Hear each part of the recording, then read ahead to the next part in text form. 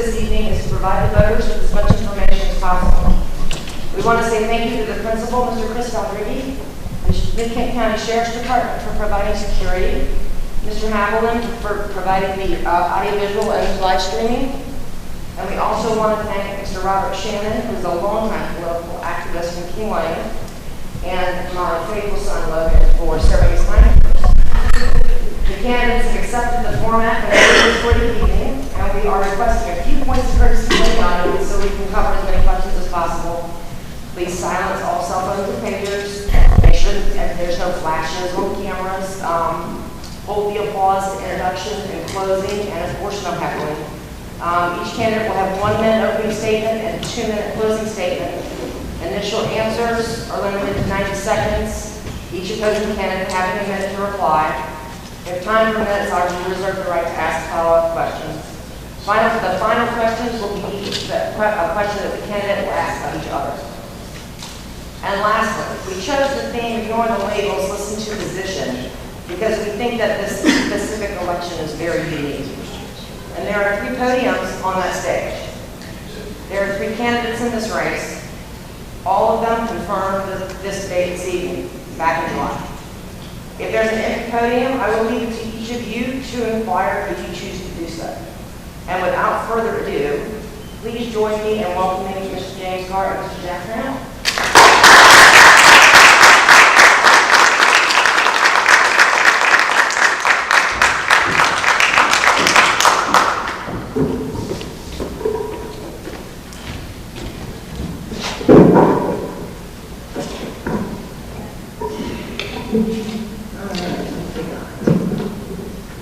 Opening statements. We didn't flip a coin. All right. I've got a number behind my back. 1 to 5. 6. 2. First opening statement goes to Mr. Cole. Well, good evening. Did anybody get caught in traffic on the way down on 64? We were lucky to be just before it got backed up. So I noticed that there are plenty of people coming in. Hopefully we'll see plenty more as the evening progresses. I do want to say thank you for organizing this. This is the first opportunity, and unfortunately the only opportunity on the book so far, that the 7th District is going to get to see what can happen in politics. We can have a civil exchange of opposing ideas and hopefully come up with a better solution. We can be the example for what can happen in Washington. You can disagree. That doesn't mean we have to be disagreeable. And I do want to say thank you. I'm very glad that Jack showed up. So hopefully this can be a great evening. Thank you very much, Mr. King. Good evening, everybody. Andrea and organizers and moderators, thank you very much. Audience members, thank you. I know that we can imagine about 2,000 more people who are probably seeing this through the internet streaming, and so we actually have quite a large audience, and I hope that James and I can connect with everyone tonight to talk about the very important issues that are in front of us this year. This really is a historic election. Many of you remember 4 months ago, of course, the upset in the primary, the shot heard around the world, so to speak. But right now, we're in the midst of an open seat with 3 candidates, 3 highly qualified candidates, 3 people with very different ideas about how we need to go about solving our problems. And tonight, you're going to hear from 2 of us at least about how to solve some of those problems. And so I look forward to interacting with you, and it's great to be here. Thank you. All right, we're going to start with, we have so many topics, wonderful topics. I'm so proud of all these people that sent these great questions. Politics and policy, I believe. And what I'm going to do is I'm going to read a question, and I'm going to read you first the localities that sent substantially identically the same question. The first question comes from Chesterfield, Hanover, Henrico, New Kent, Goochland, Culpeper, and Spotsylvania counties. The word entitlement has been vilified in such a way as to imply gaining the benefit of something that has not been earned. Working people have been contributing to Social Security and Medicare their entire working life. Do you support Social Securing these benefits for future generations back and running? And if so, how do you plan to do it?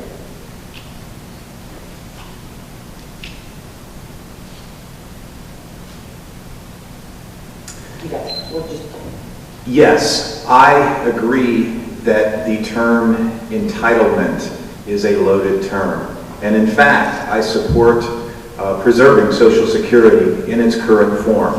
My understanding is that it's been viable for 76 years and has at least 20 more years of life in it as it exists in the moment.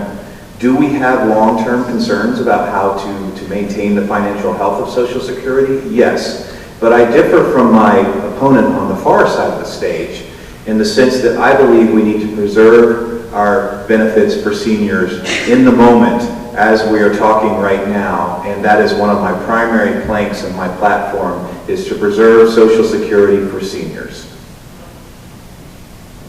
So this is going to be one of those great options or great times where I'm going to offer an alternative. Because the 76 years reference where Social Security has remained viable has not been managed in the way that it was originally intended. And my personal belief is that we never should have had this money forcibly withdrawn from us to begin with. There are cases of states which have allowed individuals to opt out of Social Security and plan for their own retirement, take on personal responsibility for their retirement investing, and they're getting $9 on the one to what the federal government does. The federal government is not an investment group. If you looked at our debt right now, if you look at, as Mr. Brad is fond of pointing out, the unfunded liabilities that continue to grow at a much higher rate than our existing national debt, you'll see that it's not sustainable in the long term unless we take a drastically different approach. And what I would like to do is actually make whole the contracts that we have set with our senior citizens, those who are receiving it, those who have been contributing. But at some point, we're going to have to cut our losses and realize that many people, my generation in particular, are not going to have anything when it's time to receive the benefits. May I add a response? Yes, you may. You have 30 seconds. I have a 23-year-old stepdaughter. If I offer her $1,000 right now or a modest stipend every month when she turns 65, she would repair her car right now. This is an insurance. This is a promise that we've made to people, and it's a promise we need to keep. You get the next question. I think Mr. Carter, you get the next question. Logan, help me keep track of the question. Okay. All right. Mr. Carter, will you sponsor and or support legislation that would overturn the Citizens United decision? Yeah, I actually believe that a citizen is someone who can vote. An individual is someone who can vote. It's not a corporate entity. Who has ever had a corporation vote for you? Now, that's arguable if you look at the way contributions are handled right now. But they do not go to the ballot box. They do not vote for a candidate. So no, I do not believe that they are entitled to the same protections as individual citizens are. I would support overturning. I concur with what my colleague, Mr. Carr, has stated. And furthermore, I have concerns about the other ways that we treat corporations as individuals. Corporations have been the vehicle for economic prosperity in our country, but they also work through the profit motive and through markets. And we need guardrails on those things. And so I would support overturning this decision as well. Okay, thank you. Next question I remember is Mr. Trim. Comes from Culpeper. If elected, would you sponsor and or support legislation that requires the food industry to disclose antibiotics in meat and genetically modified ingredients on all packaging? Yes, I believe I would. I think we're headed that direction anyway, and I think we need to have full disclosure in the same way that when we talk about activities that involve environmental safety in industry, we need to have full public disclosure about the chemicals and the toxins that are being used. I am a small farmer myself, and I've had several run-ins where I've lost crops as a result of not knowing what was in the ingredients that I was feeding my animals, and then used fertilizer on plants and ended up hurting them. As a result of me not knowing what was engineered in the feed that my animals were consuming. And so I'm very aware of the need for consumer awareness, and labeling on food, I think, would help the industry come along with the idea that we all need to share responsibility for taking care of the world we live in. Well, one, I support full transparency in almost every different aspect. I believe that we should know everything that's included. And if that means we are mandating how things are labeled, absolutely. Now, one of the problems is, and I believe this particular question is getting to the somewhat unfair market portrayal of GMO. Now, there are a lot of GMOs out there. If you look at the number of products that actually use a GMO ingredient right now that have been proven absolutely safe, there's going to be, when you start labeling anything as I contain 3% of corn that's been genetically modified, there's going to be a little bit of pushback from the market. I'm a free market supporter. I'm okay with that. If people want to use grains without any GMO, then they can list it on their packaging as such. But full transparency is the only way that a free market actually works. Okay, this question is to Mr. Carr. This comes from Henrico, Chesterfield, Richmond, and Spotsylvania.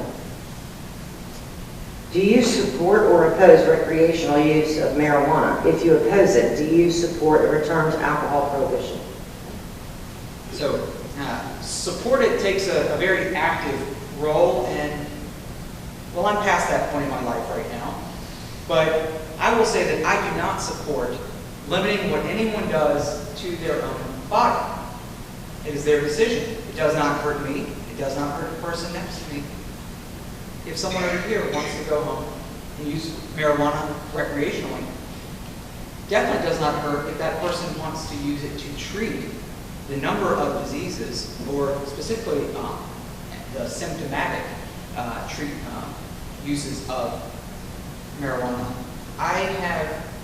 Right now we are dealing with a very tough medical condition in my family. My father-in-law is suffering from stage 4 glioblastoma. It's the most aggressive form of brain cancer. And right now in Virginia, it's very difficult. One, I don't think he ever would embrace the use of marijuana, but overseas, they're actually doing studies and found that this is actually one of the most effective treatments for this.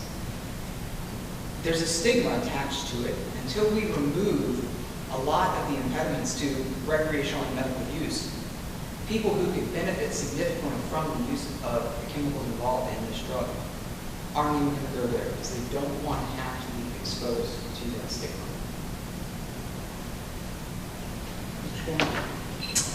I would say that in the case of everything from immigration to food labeling, we need to support enforcing the rules that we currently have.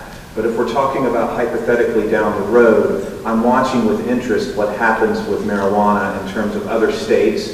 I'm watching what happens in terms of medical usage, and my mind is open about where this is going. But at the moment, if we have the rules here, I think we should follow the rules. Now, you can have 30 seconds, please. Well, right now, if we're looking at what other states are doing, other states are actually going against the federal government. And since we're running for a federal office, how would you approach allowing more states to make their own decisions? Because that would actually require action at the federal level, or we're risking setting back the states that are doing what they're currently doing now to move forward and allowing more people personal choice. Well, given what I've stated publicly about marriage and about women's health care decisions, I think I'm generally in favor of taking those personal decision-making processes away from government influence so that individuals have more control.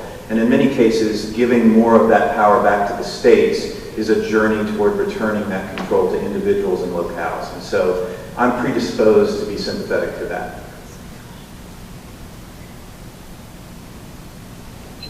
We are moving on. We have one question in the category of labor. You all received information about this that I emailed to all the campaigns.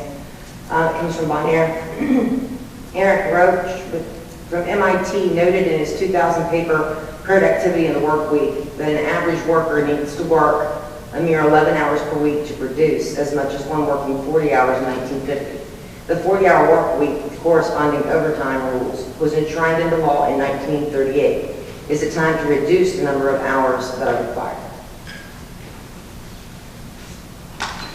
Before I would reduce the hours in the work week, I would raise the minimum wage.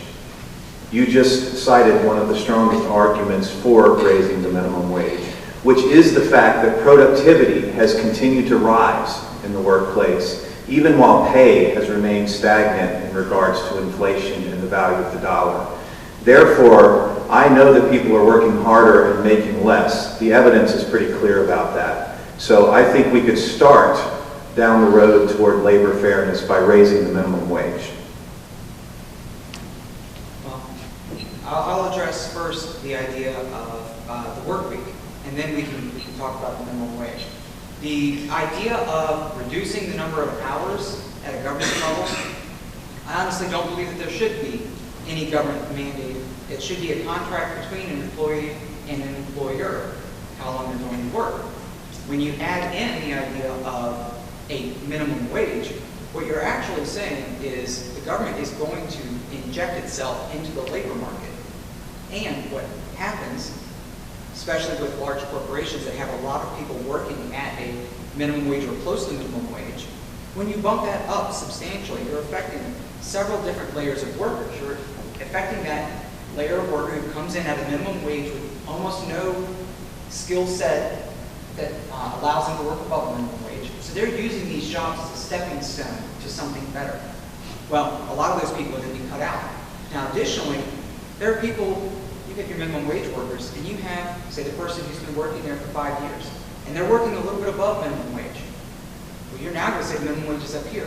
You're impacting that second and third level of the workforce every time you change the minimum wage.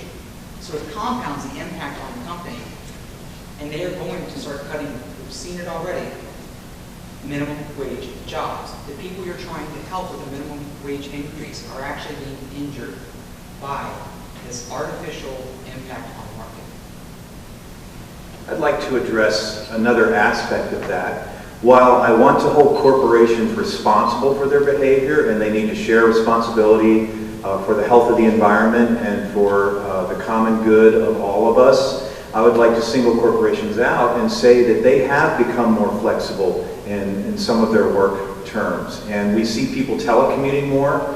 We see people working different kinds of flexible hours, and corporations, in some cases, were some of the first businesses to recognize the need in the 21st century for a workforce that can have a more diverse kind of scheduling of work. And people in my family exhibit this with a lot of telecommuting, a lot of working from home, a lot of flexibility in where and how they do their work. And so when we talk about government, we sometimes think of government as being monolithic, but I think that they can learn in this case from the way corporations have been evolving that direction. All right, now we are going to move on to energy. All right.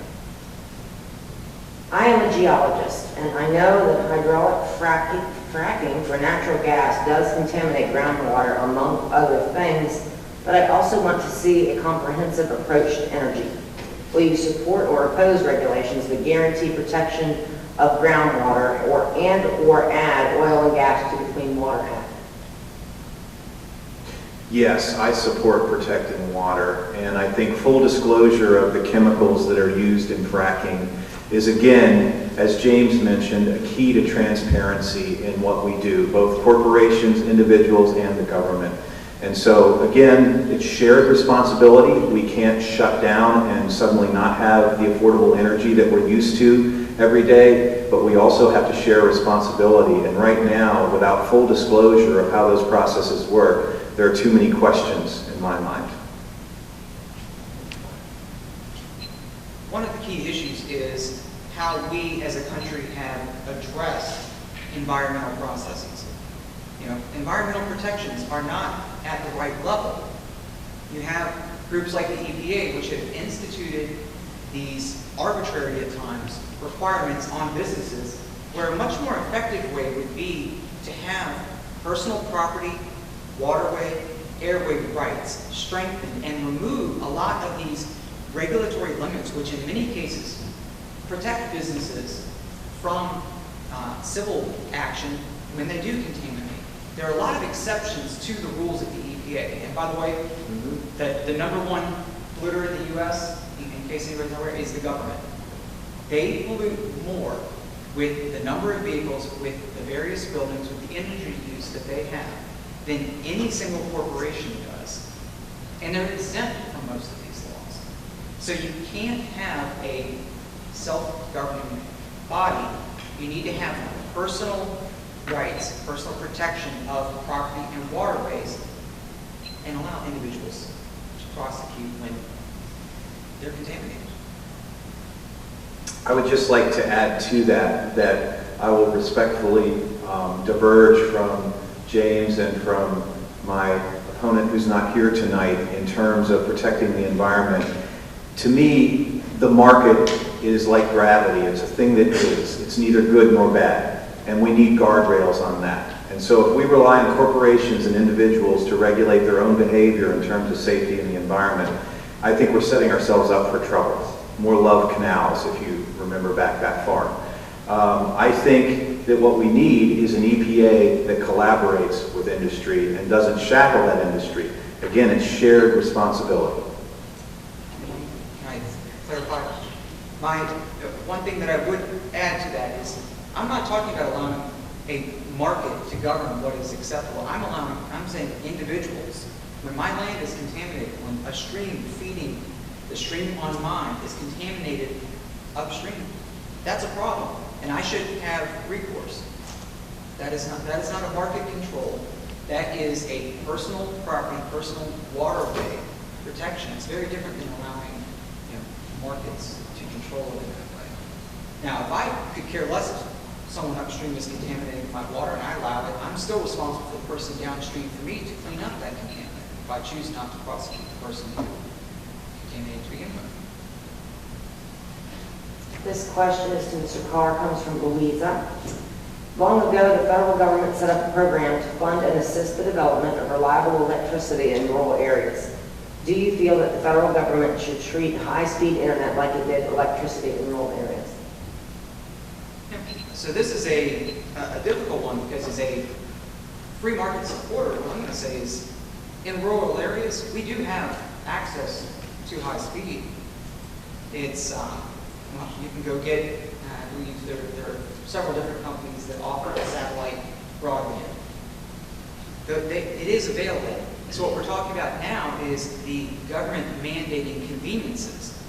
And if I choose to live in a rural area, which my wife and I do, we choose to live outside of main town because that's what suits us. And with that comes certain responsibilities and certain amenities, or lack thereof. When people decide they want to live away from these core distribution centers, then they have to understand they have different options, and they can make those decisions of their own volition. I respectfully disagree. I think we reached critical mass back in the 30s, 40s, and 50s, and we decided as a country that electricity was not a luxury.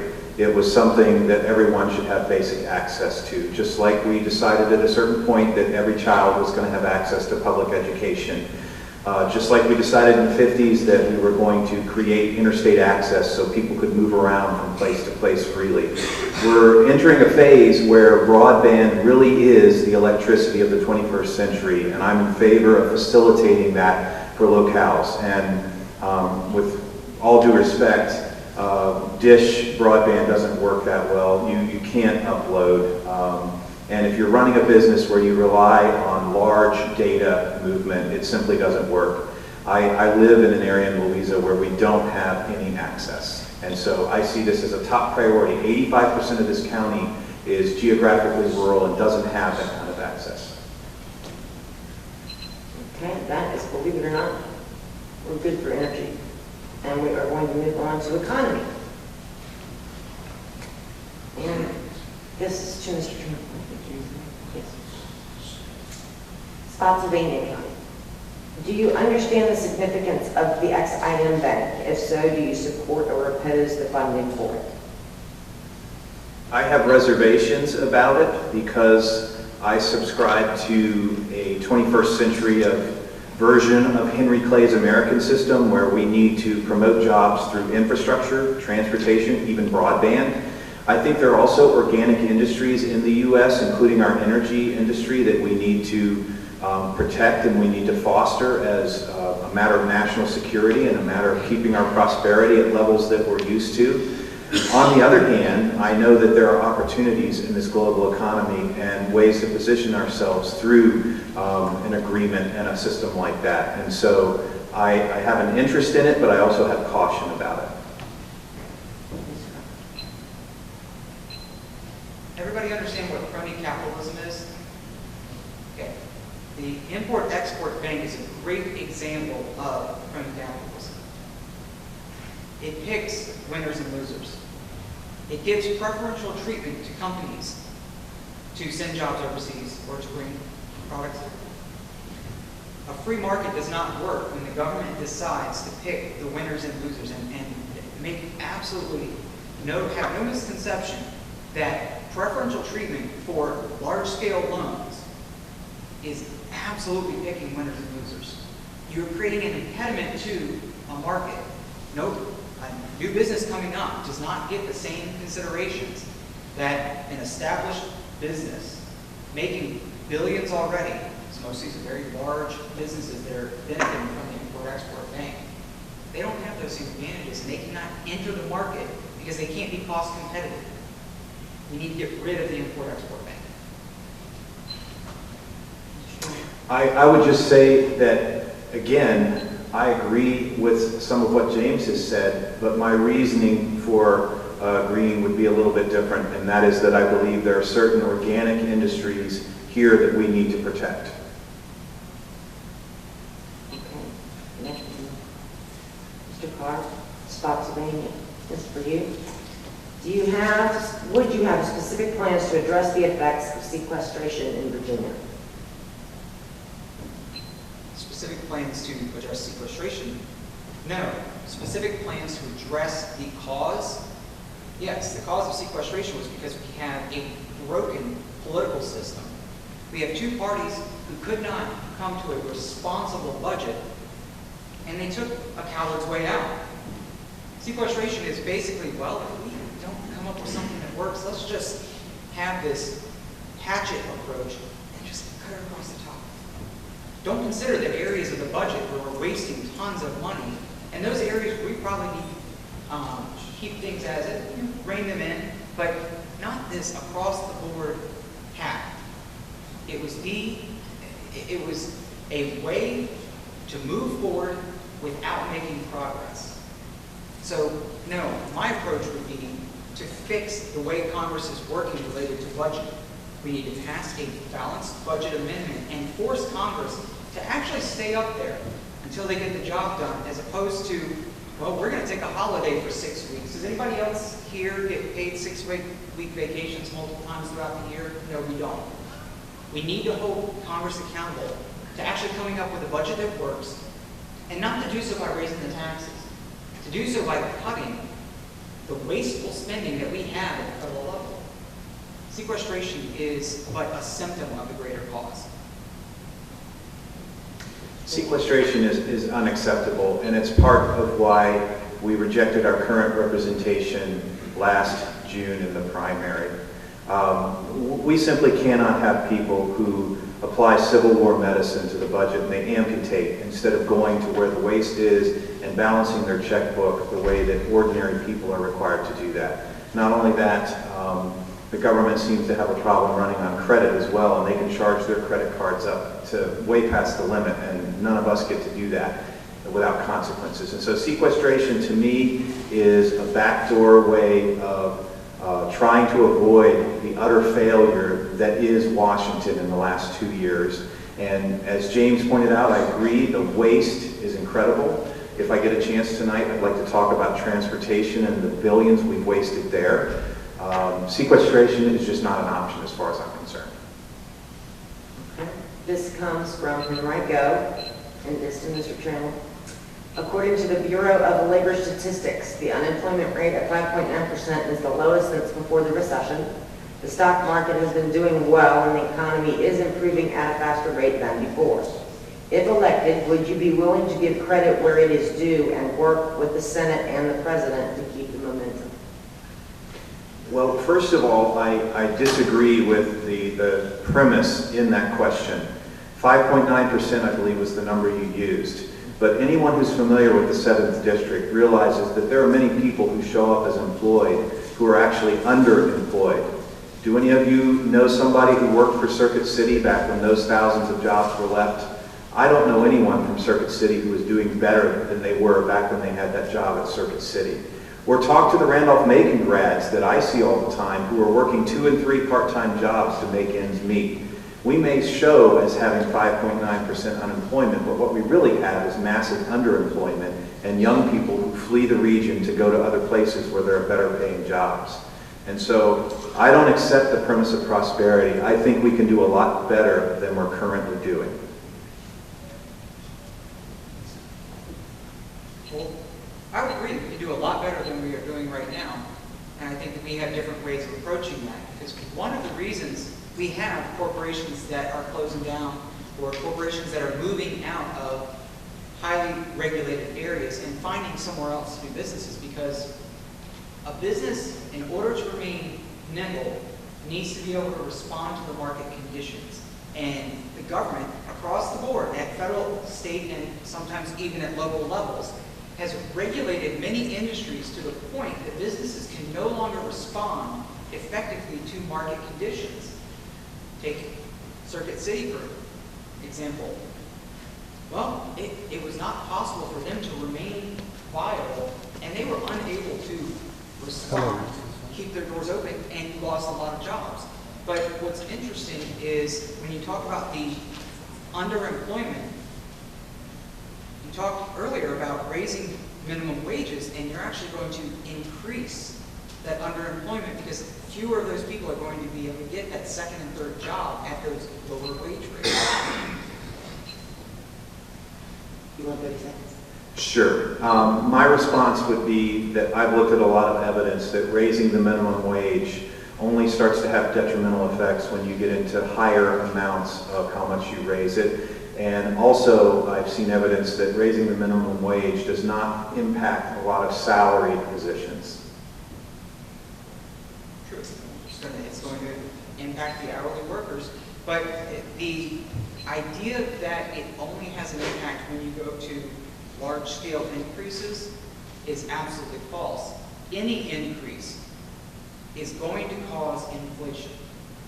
Your buying power goes down when the dollar gets devalued. Our idea of continuing to push up the minimum wage, combined with our absolutely poor monetary policy, we've devalued the dollar, it continues to buy less and less. I could care less about increasing wages. I want to build a system that increases buying power for individuals. All right, we are going to do a drastic switch here. We're going to move on to religion. And this, Mr. Clark, this question is for you from Louisa Henrico. Based on different premiums based on age and gender, and requiring insurance companies not to have a lifetime maximum of benefits. I think there are several things packaged in there that would be difficult to do and control cost. But in terms of pre-existing conditions, I think the ACA is already taking care of that. And to return briefly to something James mentioned that relates to controlling cost of healthcare and the quality of healthcare, I do believe that the ACA is failing small businesses in many ways. And I am in favor of fixing that. If we're going to move beyond the defunding question of the ACA and actually get some work done, not sit on our hands, but get something done to make the ACA work better, starting with small businesses is the best place to do that. And we need to expand exemptions, expand the definition. I'm hearing small businesses talk about that, and that's something we need to do right away. Do you need me to repeat the question? Three-part question. Yes, if you would, because I have the first two of this. Would you be in favor of prohibiting insurance companies from denying coverage for pre-existing conditions? I think I got it now, because right away, what you're talking about is government control of the insurance industry. Government injecting restrictions on what can and cannot be offered. And what I'd like to ask is, how many people here have even the potential to need certain services? Right now, ACA has a mandate that you have to pay for a plan that could potentially cover services that you will never have need of. So you're being forced to purchase services you don't need, coverage for services that you don't need. What we're talking about now is forcing people to make purchases. The government coming in and mandating an industry and saying, you have to forget this.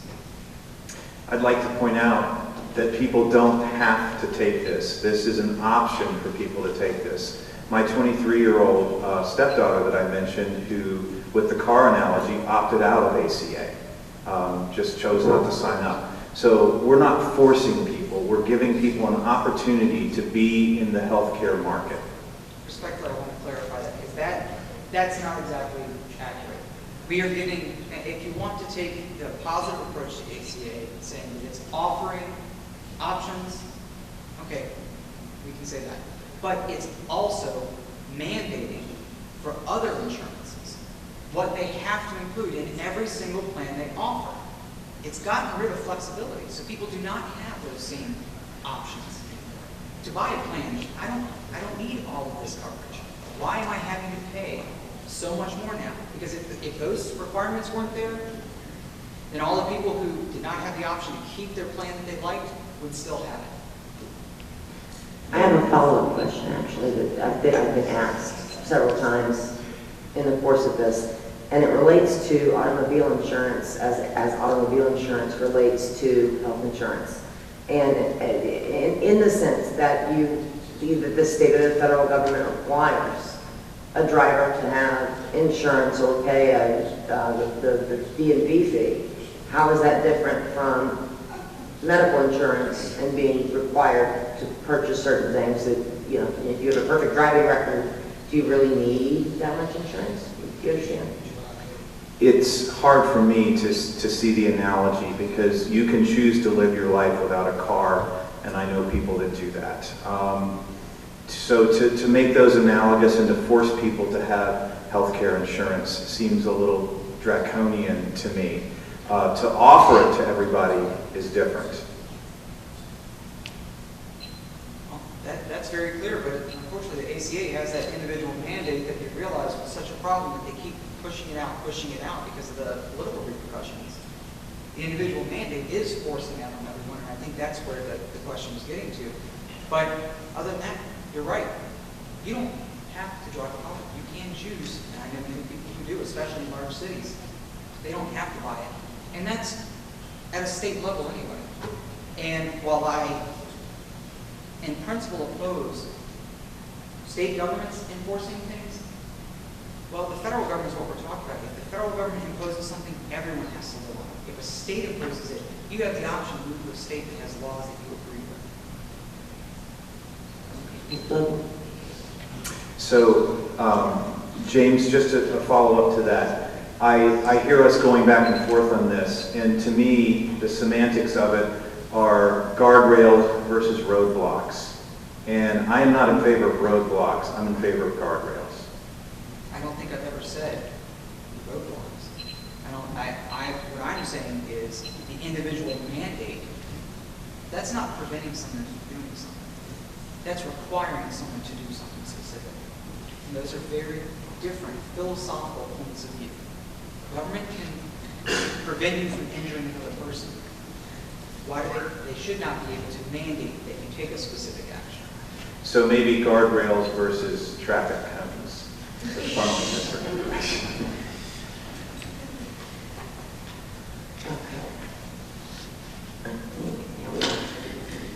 We're switching topics yet again, and this question goes to Mr. Carr.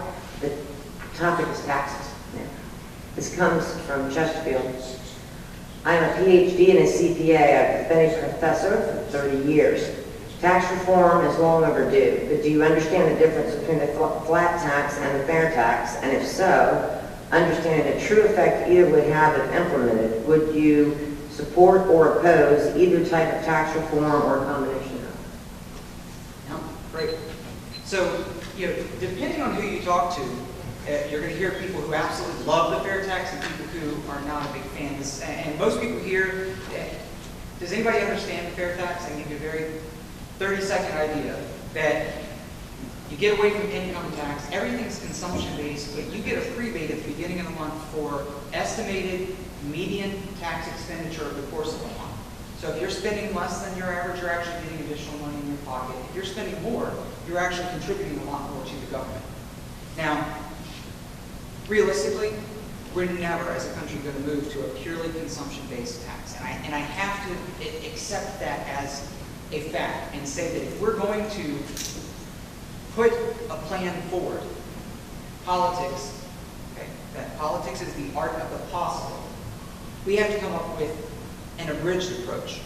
I prefer something very similar to a fair tax with a very low flat tax at the state level and allow the federal government to, as before the 16th Amendment was put in place, collect from the states. Allow the states to be the revenue collectors. Don't give it to the federal government and allow them to hold the states hostage. Put it at the level that it originally was, before we allow the federal government to put the gun to every individual's head and collect as much money as they want. Mr. Chairman, you have an additional 30 seconds because he did a good job of explaining. I'll give you an additional 30 seconds. I am not in favor of a flat tax or the fair tax. It simply creates too much of a tax break on the wealthiest people and puts a 23% general tax on people in lower income brackets and the middle class. It doesn't make sense. It's pushing that red button on the side of the podium that I was talking about. Okay, so you're right, there's one point that I didn't clarify. One of the things about the fair tax that is why I say a version of, that 23%-ish, is if we assume revenue neutral. And I do not assume revenue neutral. We need to be reducing the amount of revenue that government is collecting from us. So that 23 can be taken down to a 10 or 12%. You can actually be taking a lot less from people, and it's based on consumption. So those people who are buying large, expensive items, luxuries, they're going to be paying a lot more in taxes. They're not just simply deferring to the lower class. So if you buy 50 cars, you in essence are being taxed as much as the person buying one car if you're middle class. No, you're being taxed 50 times as much. It's a consumption-based tax. You are paying for every purchase that you make. You are paying X tax.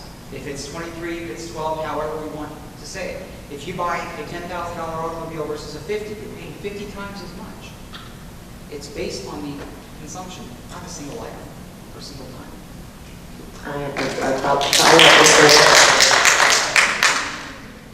Is there not I believe it is the fair tax and exemption for necessities? Well, that's one of the things that I would like to see put into any tax structure.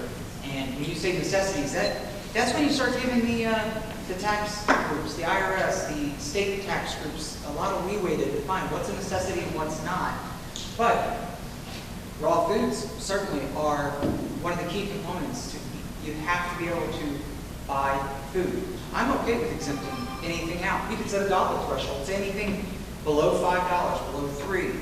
The fact is, whatever proposal comes up, it's kind of dovetailing with one of the things that I think you'll find throughout this evening. There has to be intelligent discussion about what is the right way.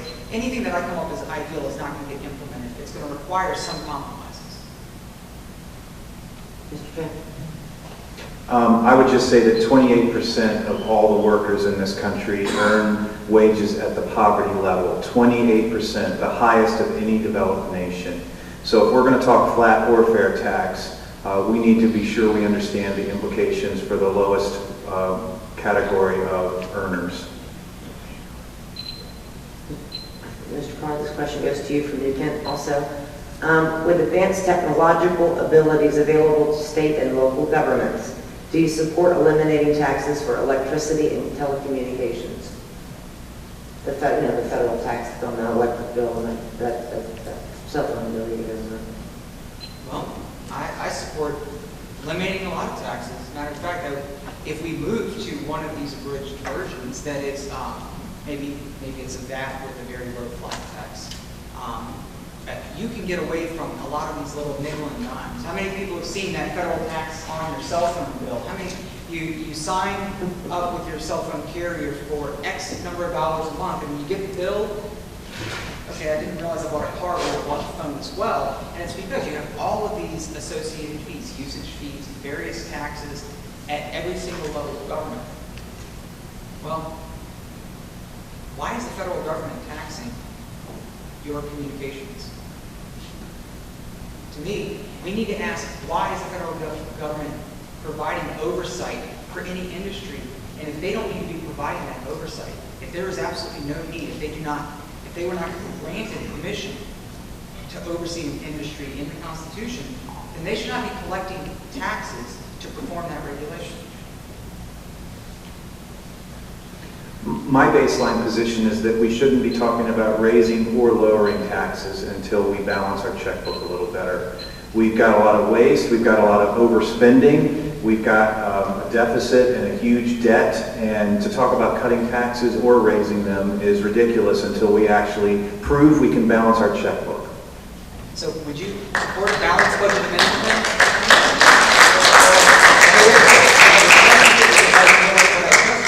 We do not talk about raising or lowering taxes until we get spending in control. So would you support a balanced budget amendment? Would I? Maybe. My thing is we need to prove we can actually do this, and if we're setting out to do it and we can't do it, then we need to look at more drastic measures. We also, though, need to keep in mind that if we keep going to Iraq a fourth and fifth time, we're never going to balance the budget.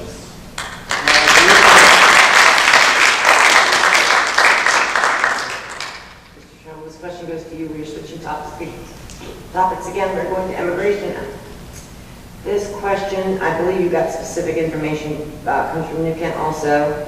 According to a poll of 7th District voters this one, on 6/10/14, 72% either strongly or somewhat strongly supported the bipartisan immigration reform bill passed by the Senate. 84% believe the system should be fixed this year, and the demographics in the survey are representative of the district generally. Given this information, if elected, will you support immigration reform as outlined in the survey and proposed by the Senate?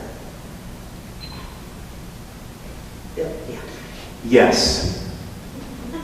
That was easy. And let me just mention that as a trained history teacher before I got into special education, I'm a historian, this is the first time in American history that we have utterly failed at immigration reform. We've had immigration for hundreds of years. My family immigrated here a long time ago, and immigration is in part what we built the greatness of the country on. And so why did we fail this time? Why have we been able to do it before? Well, we know immigration has a shelf life. It's going to only be good for 10 or 20 years because the world changes too fast. You have to be able to adapt. We know that it's going to be contentious because it's difficult and it's not easy. It never has been easy, but we've always done it. So what was different this time? Well, what was different was the Congress we had up there the last 2 years. And that's in part what the results of the primary here in Virginia spoke to. We failed because of inaction, obstruction, partisanship, and people sitting on their hands, and as James said, leaving the room before they got anything done. And so yes, we need comprehensive immigration reform, all of those pieces, border security through the pathway to citizenship. We need it, and we need to do it together.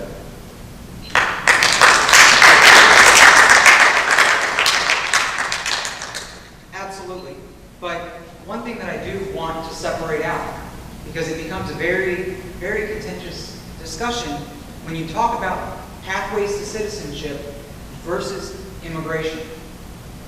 They are not necessarily the same thing. I want to see us get out of the market control business. Now, we have someone who claims to support a free market, but wants to control the labor market. Now, see, I'm a free market supporter in all different aspects, and I believe the labor market is one of the biggest driving costs in any market. When the government controls the labor market, they control the entire market. But we have to do so and be mindful of security concerns. If someone wants to come here to work, allow them to come in. Don't put them through a myriad of tests. Do you have a passport that allows you to come in and work? Come in and work productively. Let us know you're here and contribute to the tax base like anyone else does. I support the DREAM Act. Can I cede my time? And James, do you have any thoughts about where you are on the DREAM Act? I think you're good. We're doing good. Well, the DREAM Act, I would actually say we have to come up with a comprehensive way to address the immigrants that are here right now. And the most recent estimate that I saw from the Census Bureau was about 12 million illegal immigrants in here right now, contributing about $56 billion to local economies. $56 billion to local economies, not to the federal government through taxes, to businesses that they're buying goods from. Now, we have some people who want to just cart everybody off if you're not already here legally. Now, I think we need to come up with an intelligent plan to get these people here working legally, contributing, and pay a penalty. They came here, but it was a victimless crime. They did not come here to hurt anyone. Now, if you've broken the law since you've been here, we can talk about that. I don't think we need to allow criminals to stay. But those people who have been here, have been working hard, they're contributing to our economy, to our culture. There's no reason to simply deport them. And by doing that, you're going to kill a lot of these small towns. They're small towns that are largely built of illegal immigrants. They're entire industries that immigration actually supports. So if we don't come up with some intelligent reform, we're actually going to hurt the American economy. And we really don't look good with international eyes. I want us to have good relationships, not be the country with guns at the border. How well would that work? Remember, we took a wall down many years ago. It's not necessary. All right. This question goes to Mr. Carr from Spotsylvania. The H-1B guest worker visa program is highly favored by the high technology industry. The program allows U.S. employers to temporarily hire foreign workers for specialized high technical occupations. Would you support the program if the business community could demonstrate a strong need for it? Or do you oppose it on principle? Well, I think if you listen to what I just said, I think that it's absolutely unnecessary if we get intelligent immigration reform. Why this program is basically a small band-aid to work around a broken system. We need to address the entire system. Yes, I would support that, particularly if the industry itself were saying that this is something that was going to help them be efficient and innovate and move forward. I have met students at Virginia Tech who are there under the DREAM Act who are going to medical school, they're engineers. I don't know if you know this, but we have a shortage of doctors looming in this country. We have a shortage of engineers in some areas. We need that brain power. We need that innovation. We need that stimulus in our economy. Okay. This isn't actually the economy. This is it is and it isn't. Last two questions. This is Mr. Trammell from North Chesterfield. Do you believe the debt limit should be tied to the general budget and used as a political pawn the way it was last year when the credit rating was downgraded? Or would you support a bipartisan effort to actually address the debt ceiling? Okay, so part one, I don't like political pawns of any type. I didn't write the question. And could you repeat part 2 again? Would you support a bipartisan effort to address the debt ceiling? Yes, I certainly would. I think just about any problem we face at the national level today could be addressed more effectively in a bipartisan manner. And in fact, that's one of the main planks that I'm running on in my platform, is that we need people in Washington who are willing to work across the aisle. I just think we've utterly failed in some ways. We have a giant hole in the middle, and it's going to take Republicans, Independents, Democrats, everybody working together to fix some of the problems that we have. So absolutely, I would support that. Well, one of my big problems is this debt ceiling. We've addressed it time and time again. What happens every single time? It goes up and up. And your comment earlier, individuals need to learn how to balance their checkbooks. I don't think I've ever called a credit card company where I've maxed out and I've gotten extensions the last 10 years, had them up my limit, and said, please, bump it up again. I'm going to make good in it. This next year, I promise I'm going to make good. Are they going to do that? No. So in order to use that same analogy, why do we do that with the government? I support a balanced budget amendment that does not allow us to increase the debt ceiling and starts working toward bringing it down. We should not be a we should not be a country that is managed by debt. We start looking at the unfunded liabilities. That debt is actually, a large part of that. And if we cannot get our spending under control, we don't simply raise taxes.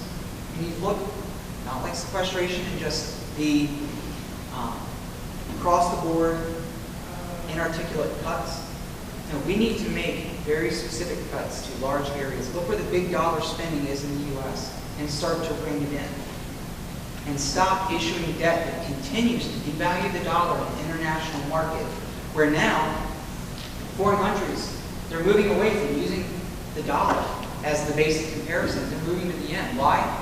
Because our dollar has become worthless. We have a poor monetary policy, and we keep increasing debt. U.S. dollars are going to be meaningless soon if we do not start bringing it in. All right.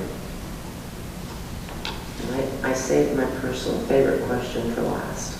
This says no, you can't, but this comes from a wonderful man that I spoke to who lives in Ashland, fantastic gentleman. And he asked me to write this exactly this way. Because this election is, in a lot of ways, viewed globally, what is your opinion of the significance of the power of one vote?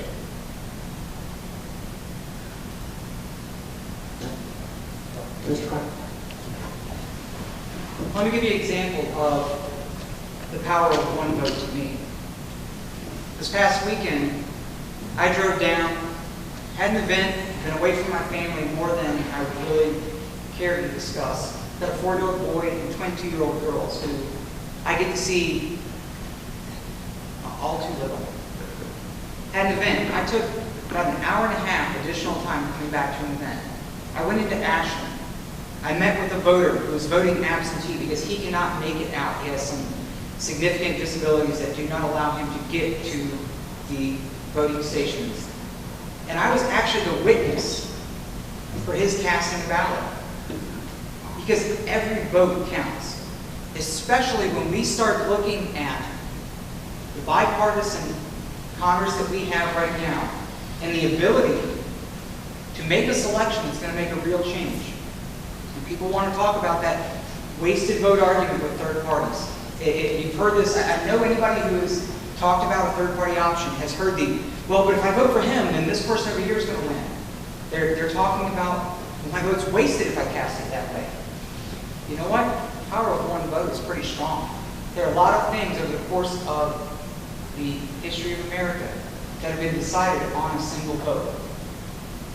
So everybody out there, if you are casting your vote based on your principles, based on your evaluations of candidates, as opposed to based on a letter beside a name, then your vote does count. When you give it to political parties based on fear that if you do not vote your heart, you're doing harm, your vote doesn't count. One vote is very powerful.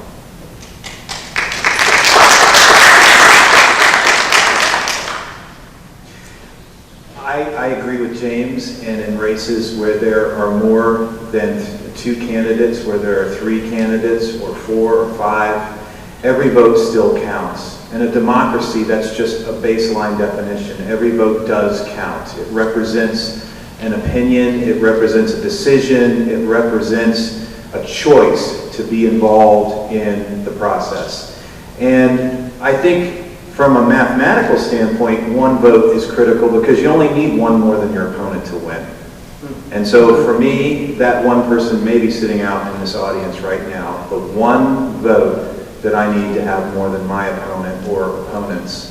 And so certainly, we've seen a lot of close elections in the last few years. We've had recounts. You probably can recall some of those. Elections that have had tens of thousands or hundreds of thousands of votes cast, and yet it comes down to a few votes.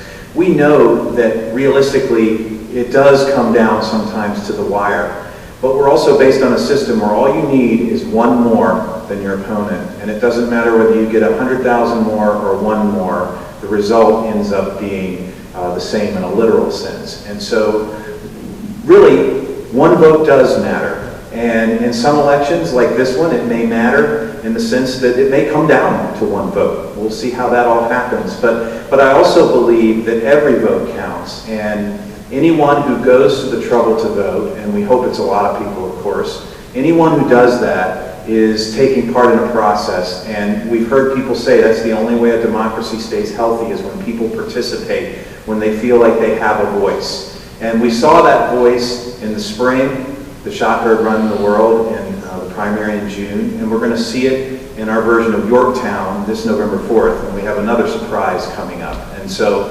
every vote does matter, and 1 vote will make a difference, I believe. Okay, and moment of personal privilege from running a campaign and losing by 15 votes, there's nothing that hurts worse.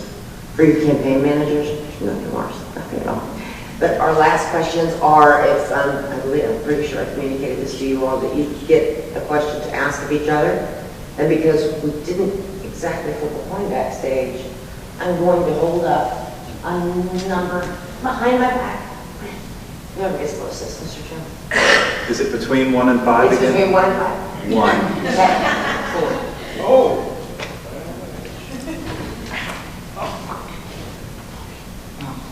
There's a lot, and this, I hope that people are paying attention. This interaction right here, the ability to engage each other and have intelligent discussion, is what's missing from every other forum in the 7th district. And it's very unfortunate that you don't get to see multiple questions asked. We're going to get to ask them of each other, but I would really like to see this be much more inclusive. That being said, you know, it's great that we have these opportunities to exchange. But let's face it, there are a lot of people out there who are going to get most of their information from things like your website and from the media. And what I've noticed, anybody who's gone to my page will notice that I give a lot of detail because I want people to understand where I come from. Not just high-level, vague statements. I give detailed analysis, solutions. But, you know, I wanted to ask a couple of specific questions. And Jack, your website, I don't mean this disrespectfully, your website doesn't have any details on your positions. So I'm going to ask one specific detail, because I've heard you mention over and over again that you're a supporter of the Second Amendment, but that there are times and places for guns. Can you outline the times and places that are not for guns? Sure. I have worked in schools all my life. I don't feel comfortable with guns being in schools unless law enforcement officials are the ones carrying them. On the other hand, I live in a rural area where people openly carry firearms around that they're legally allowed to, and I'm comfortable with that. And so where we get fuzzy is on crossing state lines. Where we get fuzzy is on background checks, and I think there's always more we can do to make sure that guns don't get in the hands of individuals who should not have them. And I would also like to point out that I am not in favor of just increasing gun regulation. I am more in favor of addressing the mental health crisis that I think fuels some of the gun violence that we are so appalled by in these days. And so I would like to see us address this in a more uniform fashion rather than just simply saying we need to continue to just create more and more restrictive laws. I think there are things we can do with background checks and other means to be more effective in what we're trying to accomplish, but I also think that we need to respect the basic Second Amendment right that we know is so important to many people, including me.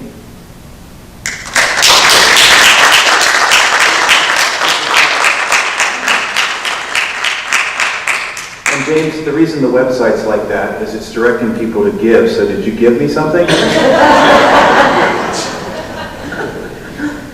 You don't have to answer that.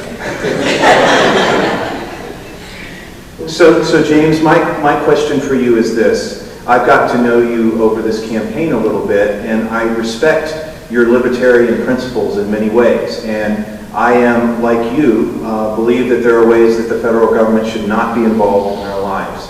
But I'm also very leery of profiteering and corporations that run out of control and the damage to our environment that is sometimes attendant with people who don't bear responsibility for the welfare of the whole country or the environment.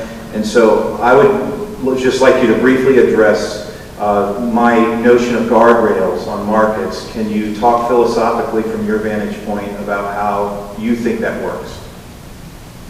Well, philosophically, that's going to be kind of fun. But no, honestly, the idea of market restraints, we don't have a free market. We haven't in 150 years. The idea of a free market requires transparency and protections for individuals. The government should be providing you with guidelines for injuring others. The government should not be in the business of, well, crony capitalism. Look at most of the regulations out there that are supposed to be market correction that actually benefit specific businesses over others. So this idea that a government that has operated irresponsibly for so long can continue to have control and is suddenly going to start acting responsibly is going to stop preferential treatment for industries that give a little bit more to the right politicians. I don't believe that. I believe that the market will correct it much better than politicians in Washington. We've seen this political process that's broken down. And until we get out of this two-party system where a lot of the power exists in very few people, we're not going to get that reined in. We start pulling back a lot of the regulations that favor certain businesses over the others and allow the market to correct itself. Keep individual protections in place. Personal property, personal waterway protections in the case of the environment go a long way and will do much more than EPA regulations that favor specific businesses over others ever will. Very good. Thank you very much. I just have a question, and Mr. Carr, I hope you know that you can be totally honest. I will put my hands behind my back for closing statements if you'd like, and we can do that. But I thought that maybe you would give Mr. Trammell his preference because you won both of the other two. Yeah, I was going to. Thank you. Absolutely. Would you like to go first, or would you like to finish? I will defer to James. I always defer to the second half. Yeah.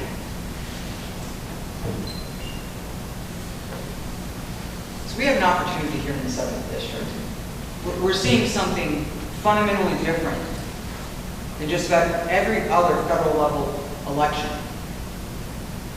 We've seen one of the top positions in our Congress removed this year in this district.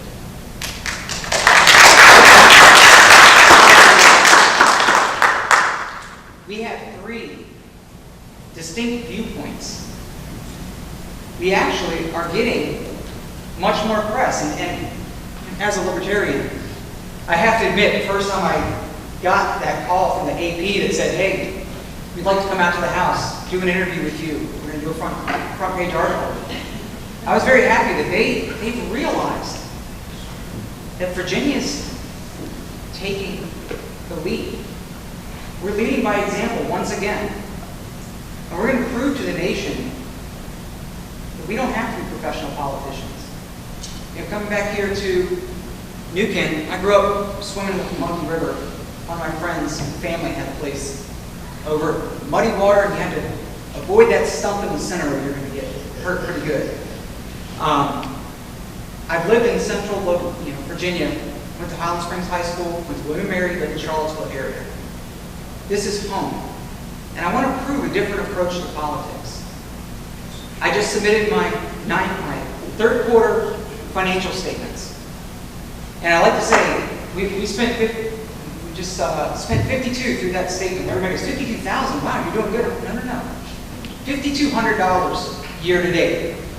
When everybody touted Mr. Brack for only spending $220,000 in the primary. I'm showing that you can be out there, the press can consider you, you can put your ideas forth.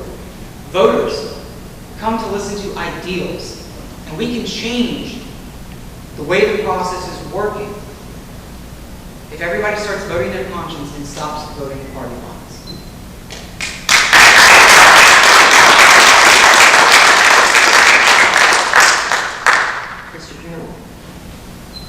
Thank you, James. Thank you, everybody who's come tonight. This is truly a great example of how we can have a conversation and not always agree, but have an open dialogue about how we need to get to the next place we need to be. My favorite quote, some of you have heard from Thomas Jefferson, he said, "I like the history of the past, but I like the dreams of the future much better." And what we need right now are people who can envision that future. And for me, it's a future I think about for the 7th District that includes education reform. It includes thinking about holding the accountability movement accountable. Did you know some of our students are in standardized testing 1 in every 5 school days? Locked down. We've gone too far. It's a 7th District that includes doing better for our vets. Audrey and I are living that life. We want to see some things change at the VA. It includes promoting job growth, and I think through transportation work and through expanding broadband, I want to help locales expand broadband, expand that. That's the electricity of the 21st century. I envision a 7th District, moreover, where you think about who you have in Washington and whether they are responsive to what you're saying or not. And we've clearly seen a reaction in June against the unresponsiveness of our representation in Washington. So along those lines, some of you know I've taken the pledge. The pledge is I won't take congressional perks. I'm going to take an insurance plan that's the same as those offered under the ACA. I'm not going to take the Cadillac of healthcare plans that all Congress people get. I am not going to fly first class or do international travel unless it's part of committee or security work. And I'm going to live in the district and work in DC. We need somebody in Washington who is of the people, from the people, and is working for the best interest of the 7th District, and that will be me. Please vote for me November 4th. Thank you.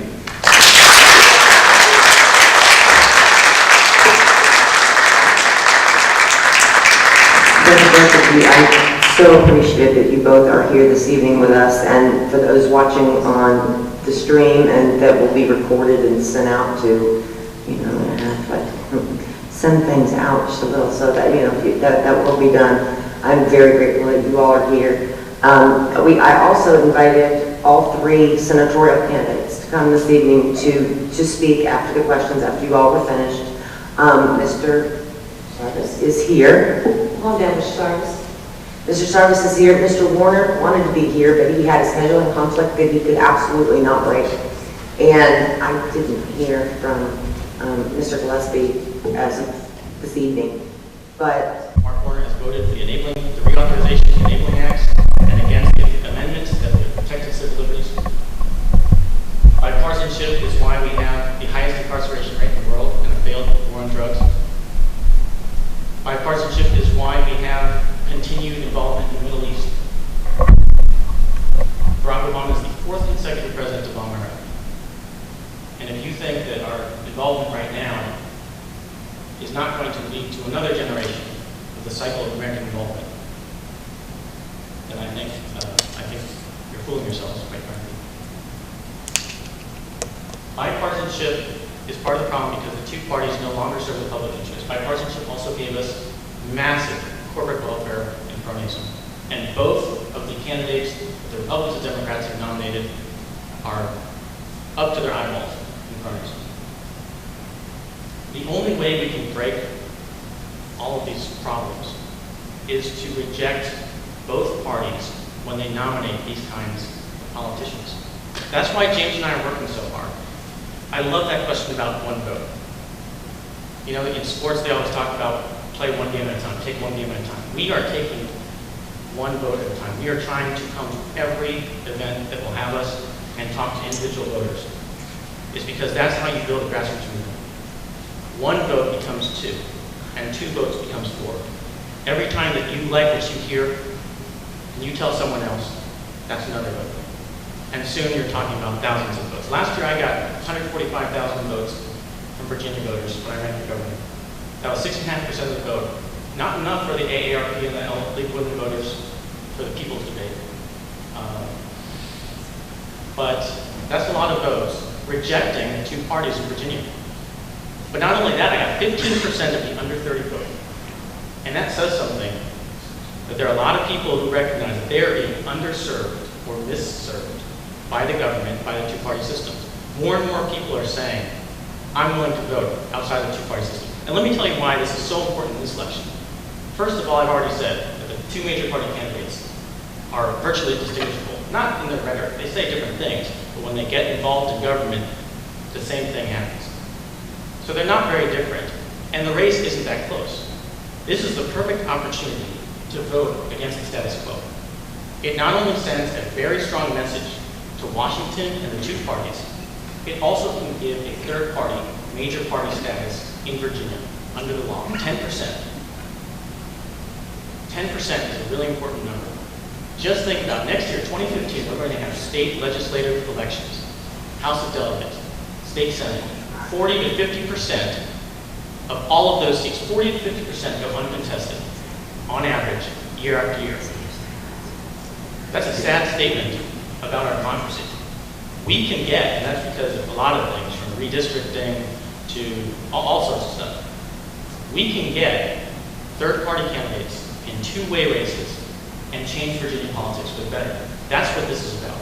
That's what my race is about, and this is the election to make it happen. So please, I have literature outside, a candidate comparison. Please come talk to me. I stay until everybody has had their chance to ask me questions. But come talk to me. Please vote for me. Robert Tarvis, Libertarian for U.S. Senate on November 4th. Thank you.